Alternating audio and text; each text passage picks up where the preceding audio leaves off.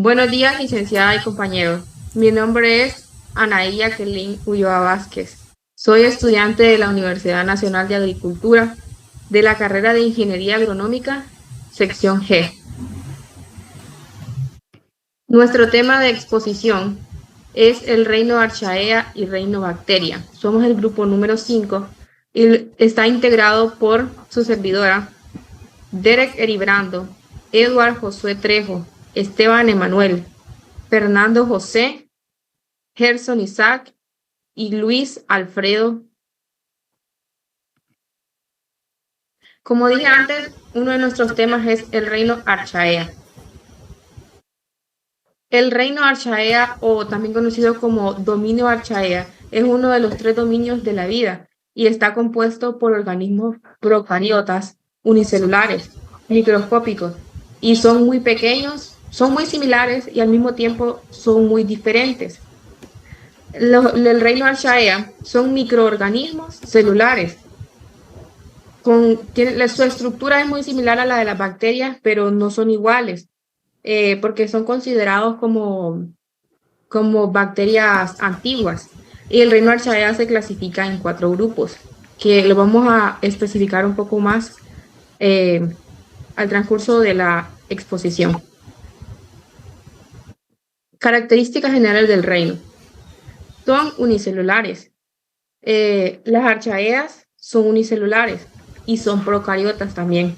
Se reproducen asexualmente, jamás se van a poder reproducir sexualmente. Podrían conformar una cuarta parte de la biomasa de la Tierra. Se dice que conforman el 20% de la biomasa de la Tierra. Viven específicamente en un ambiente extremo.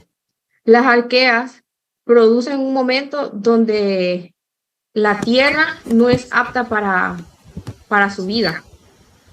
Su metabolismo es limitado. Son siempre quimioautótrofas. No hay ninguna especie patógena, no hay ninguna especie de arquea capaces de combinar con los tejidos. Ninguna especie es capaz de producir fotosíntesis. Se separaron de las bacterias hace 3.500 años, se separaron de las bacterias y podrían formar parte de nuestra flora. Pueden encontrarse en el océano y en el suelo, y su pared celular es distinta a la de las bacterias, que es lo que mencionábamos antes. Su material genético tiene forma circular. El ADN de las arqueas se encuentra formado en un cromosoma circular. Tienen mecanismos de aplicación del ADN similares a las eucariotas y tienen un tamaño entre 0,1 y 15 micrómetros. Continúa mi compañero Derek. Buenos días, Lick. Yo les voy a hablar acerca de los grupos de arcaeas y sus características. Termofilas. Término termófilo se aplica a organismos vivos que pueden soportar condiciones extremas de temperatura relativamente altas por encima de los 45 grados. Es subtipo de vida extremófila.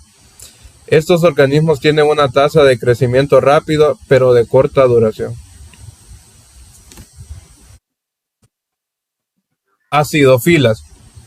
Un acidófilo, del griego textualmente que ama el ácido, es un organismo o la estructura del cual que se desarrolla preferentemente en un medio ácido.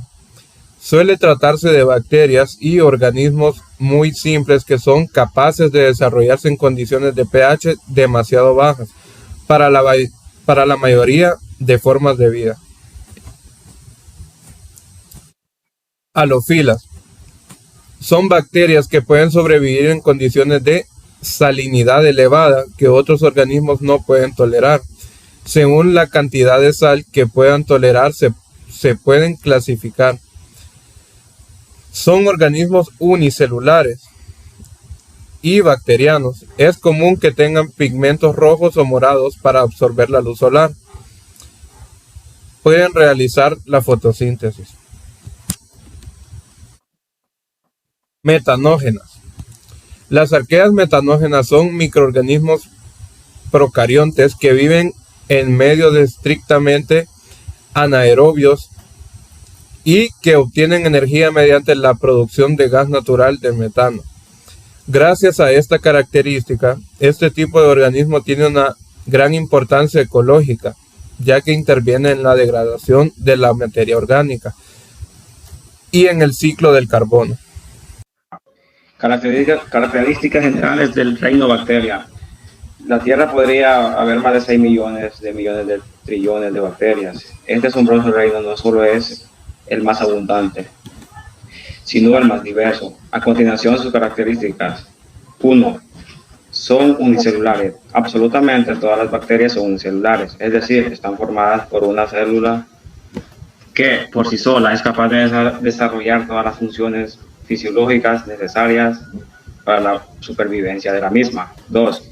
Son procariotas. Las bacterias como formas primitivas de la vida que son procariotas. Esto significa que carecen tanto del núcleo delimitado como de orgánulos celulares, por lo que el ADN se encuentra libre del citoplasma y todas las reacciones metabólicas no están compartimentalizadas en orgánulos, sino que tienen una también en el citoplasma. 3. Se reproducen asexualmente. Las bacterias, al ser procariotas, no se pueden dividir jamás en reproducción sexual. Es decir, la reproducción bacteriana se realiza de forma sexual. 4. Los seres más abundantes de la Tierra. Los números hablan por sí solos, y es que posee a que una imposible determinarlo con exactitud. 5.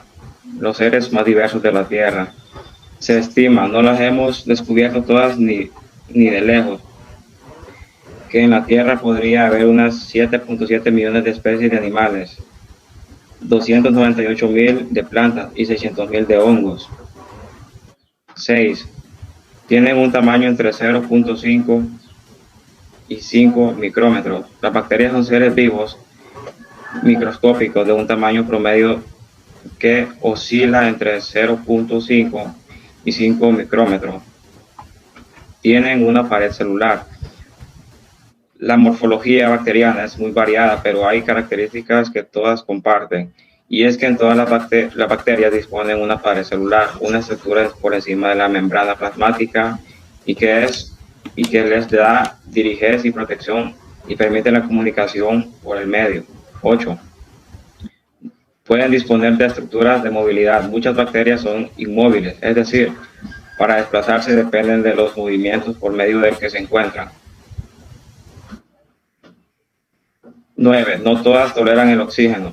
Las bacterias surgieron en una edad de la Tierra en la que no solo había oxígeno en la atmósfera, sino que era tóxico. Por ello, hasta que hace 2.4 millones de años, las cianobacterias, los primeros organismos fotosintéticos, provocaron la gran oxidación. Las bacterias no toleraban el oxígeno. 10. Pueden desarrollar cualquier tipo de metabolismo. Este viaje evolutivo de más de 3.800 millones de años y la adaptación a todo tipo de ambientes ha hecho que las bacterias sean capaces de desarrollar cualquier tipo de metabolismo. 11.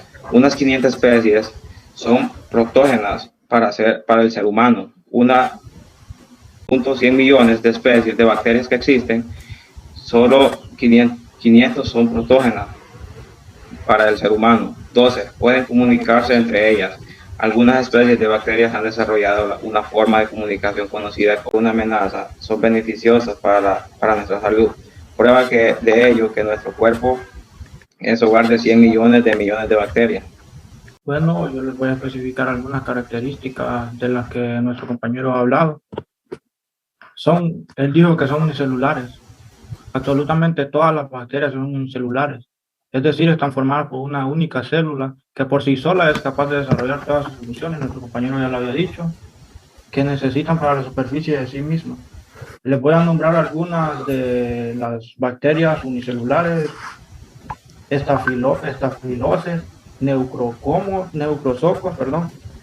Streptococcus. Esas son algunas de las bacterias que son unicelulares. No las especifiqué todas, pero sí son algunas. Son procariotas. Las bacterias como forma primitiva de la vida, que son procariotas, esto significa que carecen tanto de núcleo delimitado como de organulos celulares, por lo que el ADN se encuentra libre de citoplasma y todas las reacciones metabólicas no están compartimentalizadas en organulos, sino que tienen lugar también en el citoplasma. Procariota viene del griego primitivo y núcleo, que no tiene. O también se le puede decir que es antes del núcleo. Las células procariotas tienen pocas estructuras internas distinguidas en contacto con las eucariotas. En contraste con las eucariotas. No todas toleran el oxígeno. Las bacterias surgieron en una edad de la Tierra en la que solo había oxígeno en la atmósfera, sino que era tóxico. Por ello, hasta que hace 2.400 millones de años, las cianobacterias, los primeros organismos fotosintéticos, provocaron la gran oxidación. Las bacterias no toleraban el oxígeno. Les voy a especificar algunas bacterias de las que no toleraban el oxígeno, como antes dicho, las onabacterias. Estas bacterias causan infecciones como telanos y la gangrena. Unas 500 especies son patógenas para el ser humano. De los 1.000 millones de especies de bacterias que existen, solo 500 son patógenas para el ser humano, es decir, solo 500 son capaces de colonizar algunos de nuestros organismos tejidos y hacernos enfermedades que están solo 50 realmente peligrosas. Como podemos escuchar, son patógenas, los afectan algunas de las bacterias, pero no son todas. Los dejo, compañero.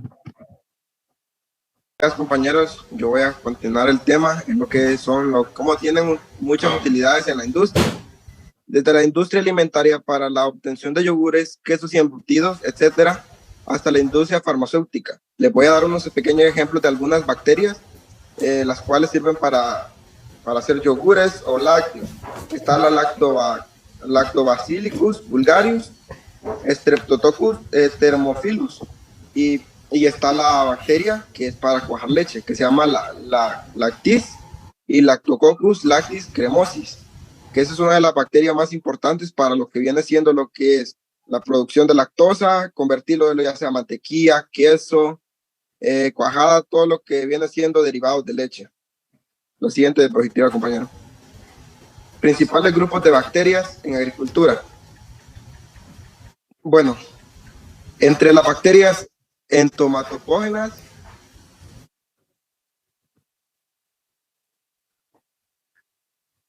más utilizados para el manejo integrado de plagas y agrícolas, tales como son Bacillus, Brevibacillus, Paenibacillus y Licinibacillus. Las bacterias son más estudiadas a nivel nacional por estas que siguen. Lo siguiente diapositiva, compañero. Están los bacillus. Bueno, los bacillus en esta parte los encontramos en lo que son la rizósfera. Y ustedes se preguntarán qué es la rizósfera. La rizósfera es la zona del suelo cercana a las raíces de las plantas en donde se desarrollan los microorganismos. Para tener esto tenemos los controles, que son los controles biológicos y el control biodegradables. Está el biológico, microorganismos patógenos que encontramos los insectos depredadores o avispas y parásitos. Entonces, la siguiente diapositiva, compañero. Está la Bacillus subtilis. Esta es una bacteria gram positiva, catalasada positiva, aerobia, comúnmente encontrada en el suelo, miembro del género Bacillus. Esta es una de las bacterias que aporta a lo que es el desarrollo y crecimiento del suelo. Les voy a dar un pequeño ejemplo ahorita a continuación. En lo que eso están en lo que es el nitrógeno, el fósforo y el potasio, que son las que ayudan, que son unas bacterias que ayudan son bacterias promotoras del crecimiento vegetal, como ya puede ser lo que es el nitrógeno, el fósforo y el potasio. Ustedes se preguntarán para qué sirve eso. El nitrógeno es para que la planta se mantenga verde, El fósforo es para lo que es la fotosíntesis, transformación de lo que es el fruto, y hasta el potasio, que es para la raíz. Lo dejo con mi siguiente compañero. Buenos días, compañeros. Yo les vengo a hablar sobre la quimiolitoheterotropía. Este es un tipo de nutrición que implica el uso de compuestos inorgánicos como fuente de energía y compuestos orgánicos como fuentes de carbono. Los organismos que utilizan este tipo de nutrición son capaces de obtener energía desde la oxidación de compuestos inorgánicos como fuente de energía y compuestos orgánicos como fuente de carbono. Los organismos que utilizan este tipo de nutrición son capaces de obtener energía de la oxidación de compuestos inorgánicos como el sulfuro de hidrógeno, el amoníaco o el hierro ferroso, lo que nos permite generar ATP y realizar otras funciones celulares importantes. La capacidad, por otro lado, la oxidación, las bacterias oxidantes de azufre obtienen energía para su cambio de metabolismo a partir de energía lumínica o directamente de las reacciones oxidantes, donde utilizan oxígeno, nitratos o nitritos como efector de electrones liberados durante la oxidación de sulfuro. Por otro lado, la oxidación del azufre implica la utilización de compuestos como el sulfuro del hidrógeno como fuente de electrones en la cadena de transporte de electrones, lo que resulta que en la producción de azufre elemental o sulfato, este proceso se lleva a cabo en bacterias como las Thiobacillus. Vamos a hablar sobre Brevibacillus, que Brevibacillus es una bacteria gram positiva, aeróbica, móvil, formadora de esporas y con forma de bastón que se encuentra comúnmente en el suelo. El aire, el agua y la materia en descomposición rara vez se asocia con enfermedades.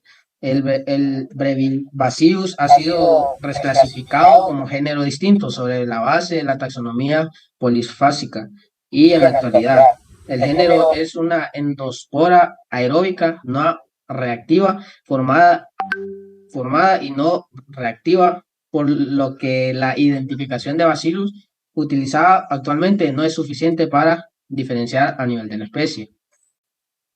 Tenemos lo que es el Paenibacillus.